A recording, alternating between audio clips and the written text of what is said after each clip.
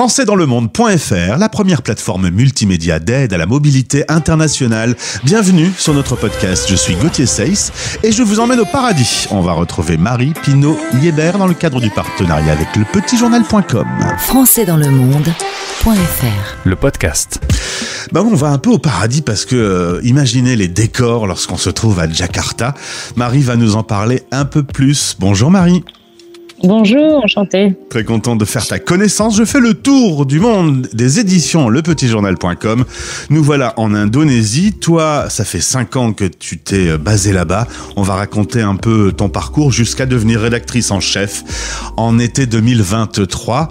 T'es heureuse de ce poste? Tu t'éclates dans cette mission? Exactement. Alors, juste petite correction, ça fait 3 ans et demi que je suis à Jakarta.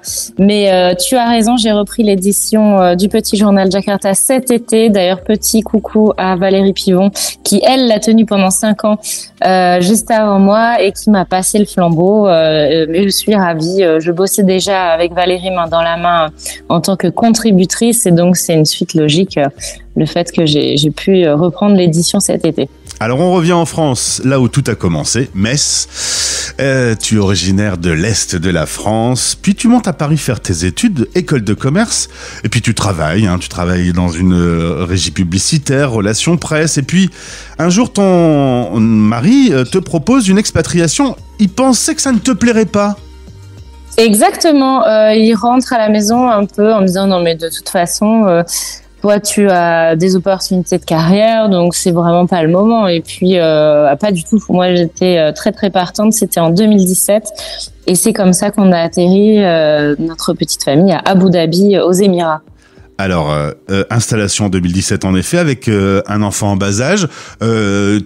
T'étais pas forcément spécialement prête. Est-ce que tout s'est bien passé ou est-ce qu'il y a eu des moments plus difficiles ?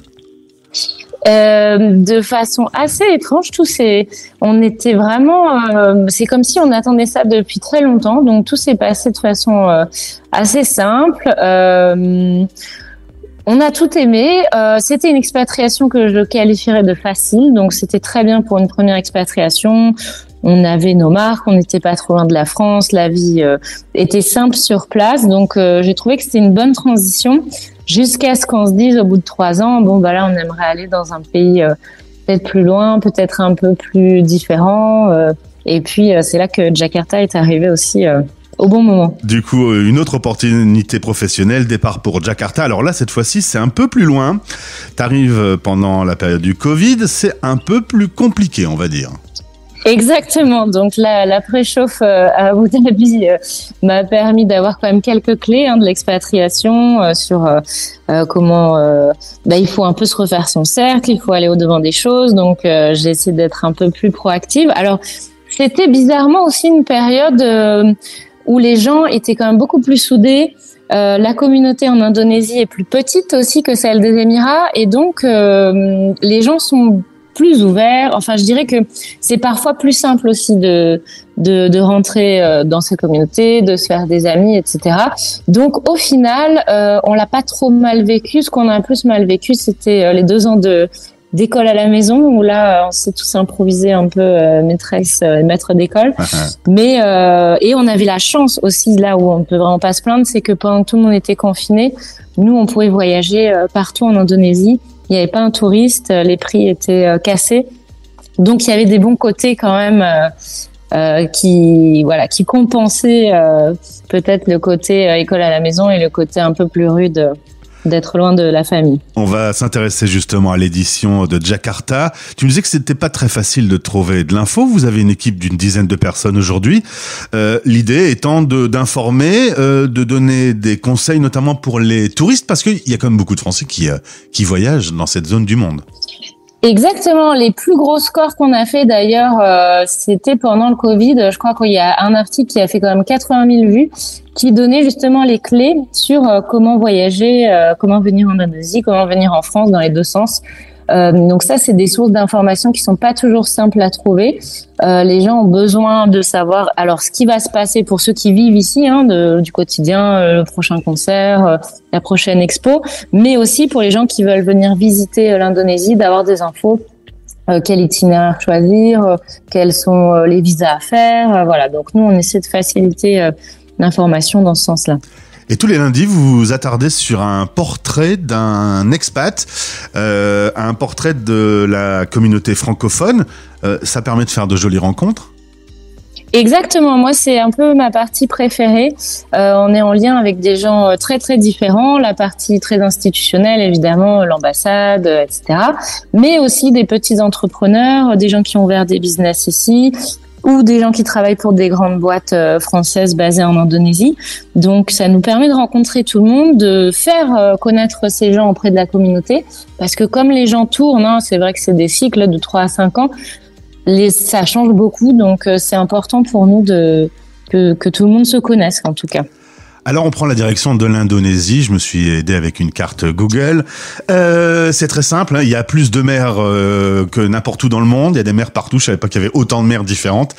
La mer de Banda, la mer de Java, la mer de Flores, la mer de Savu, la mer de Timor, la mer de Chine méridionale et plein d'îles partout avec des décors de forêts, de volcans.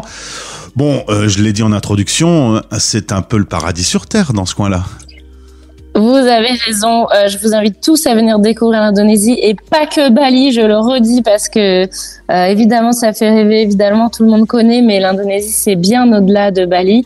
Il y a plein de choses à voir, on peut voir des orang-outans à Sumatra ou à Bornéo, enfin sur la partie Kalimantan, on peut aller faire de la plongée en Sulawesi.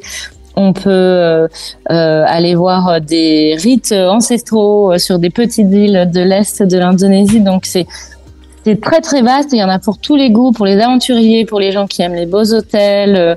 Il y a vraiment tout est possible. Donc je vous invite à vous renseigner ou à lire notre édition pour en savoir plus et à venir tous en voyage en Indonésie. Alors, faut dire que c'est plutôt bien placé, hein. Jakarta, ça rayonne sur toute cette zone, avec Singapour pas loin, Kuala Lumpur.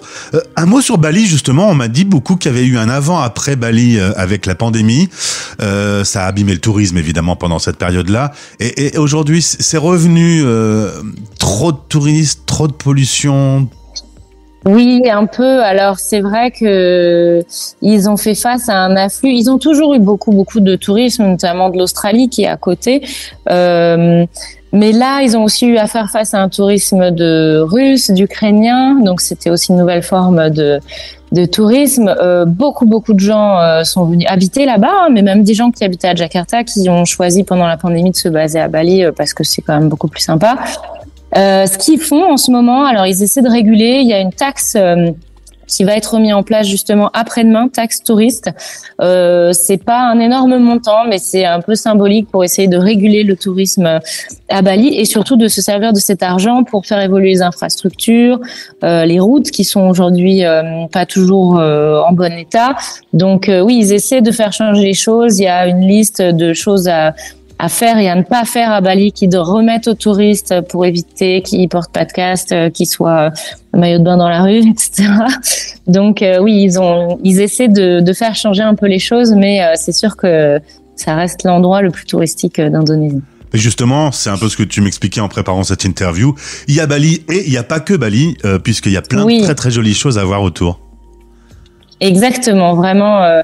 Mais vous pouvez passer par Bali, hein, parce que ça reste quand même un incontournable. Mais après 45 minutes de vol, vous avez Lombok, qui est aussi une île beaucoup plus sauvage que les expatriés ici apprécient particulièrement, justement parce que c'est beaucoup moins touristique. Mais il y a aussi alors, je vais vous dire une bêtise sur le nombre d'îles, donc je donnerai pas le nombre parce qu'en plus, il y a un nombre officiel et officiel. Mais regardez sur la carte, faites Google Maps et puis renseignez-vous sur les différentes destinations. Tu avais choisi les Émirats Arabes Unis comme première expatriation parce que c'était pas loin cette fois-ci. On peut pas dire que tu te sois rapproché de la France, hein, bien au contraire. Ça va, justement, tu regardes un peu la France d'un coin d'œil régulièrement ? Oui, c'est toujours notre pays, évidemment. C'est vrai que quand on fait les 18 heures d'avion tous les étés pour revenir ici, c'est là qu'on se rend vraiment compte de l'éloignement, parce que finalement aussi aujourd'hui avec WhatsApp et tout ça, on arrive à rester en contact avec les gens qu'on connaît et puis avoir de l'information. Hein, c'est beaucoup plus simple qu'il y a quelques années. Donc évidemment qu'on a un attachement certain avec un petit peu de décalage. Eh bien, en tout cas, bonjour et bienvenue à tous les auditeurs en Indonésie. Tu salues toute l'équipe de la rédaction Le Petit Journal. Au plaisir de te retrouver sur cette antenne. Si tu as des infos, des conseils à partager, on est là.